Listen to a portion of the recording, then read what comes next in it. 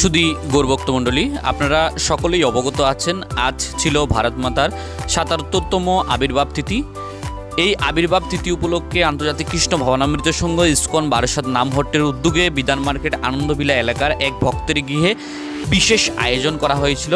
যে আয়োজনের মধ্যে অন্যতম ছিল সুস্বাদু কৃষ্ণপ্রসাদ। ৭৭তম এই মহান স্বাধীনতা দিবসে পুরো ভারতবাসীকে জানাই কৃষ্ণ প্রীতি এবং শুভেচ্ছা। আইটেমগুলোর মধ্যে আপনারা দেখতে পাচ্ছেন ভেজ ডাল, শুক্তো, শাক, পনিরের কালিয়া, আলুর দম, চাটনি, পায়েস, পাঁপড়, রসগোল্লা, দুধপুলি, ক্ষীর বা পরমান্ন বা পায়েস। সমস্ত গৌর ভক্তমণ্ডলীরা ভোগ আরতি কীর্তন করছেন। ভগবানকে এখন ভোগ লাগানো হয়েছে।